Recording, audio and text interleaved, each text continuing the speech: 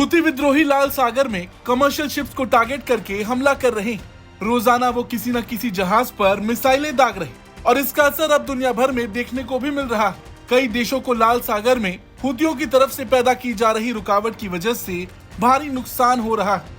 आज हम इस वीडियो में आपको बताएंगे कि 19 नवंबर के बाद से लाल सागर में क्या क्या बदलाव देखने को मिला और किसे कितना नुकसान हुआ।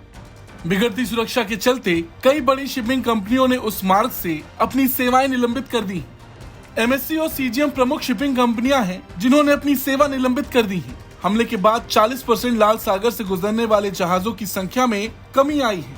62% मालवाहक जहाज हूती हमले के डर से लंबा रास्ता चुन रहे हैं।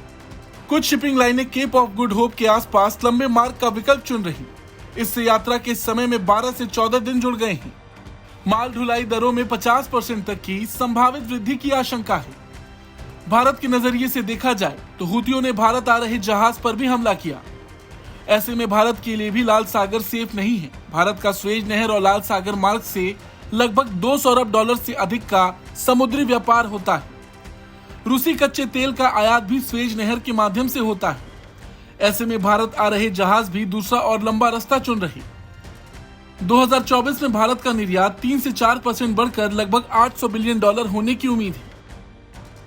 2023 में भारत में 65% तेल लाल सागर से होकर पहुंचा। अब इस रास्ते पर हमला बढ़ने से जहाजों को लंबा रास्ता लेना होगा, जो कि बहुत ज्यादा खर्चीला होगा।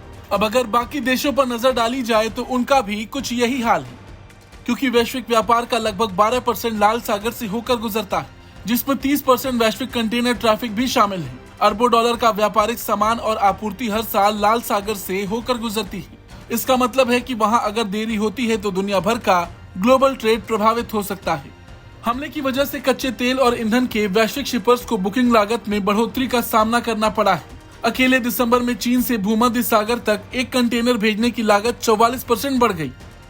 जर्मन अंतर्राष्ट्रीय शिपिंग कंपनी हापाग लॉयड ने कहा है कि माल ढुलाई दरों और शिपिंग स्टॉक में वृद्धि के कारण वो साल के अंत तक प्रमुख जलमार्ग से 25 जहाजों का मार्ग बदल देगी।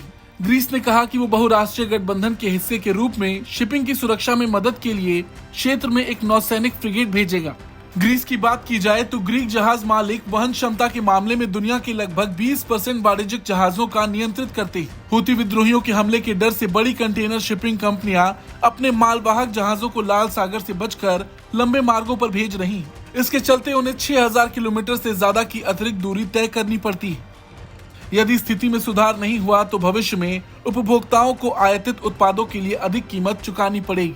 वहीं अमेरिका भी लगातार हूती हमले को रोकने की कोशिश में है। अमेरिका कई देशों का संगठन बनाकर इस हमले का जवाब देने का प्लान बना रहा। उसे भी लाल सागर में हो रहे हमलों से काफी नुकसान हो रहा। देखा जाए तो भारत के अलावा ब्रिटेन, अमेरिका, फ्रांस ये सारे देश हैं जो इस वक्त हूती हमले से परेशान हैं। खैर, जो नुकसान हो रहा उसे जल्द रोकना होगा। देखना यह है कि ये सारे देश मिलकर करते क्या हैं। ब्यूरो रिपोर्ट, भारत तक।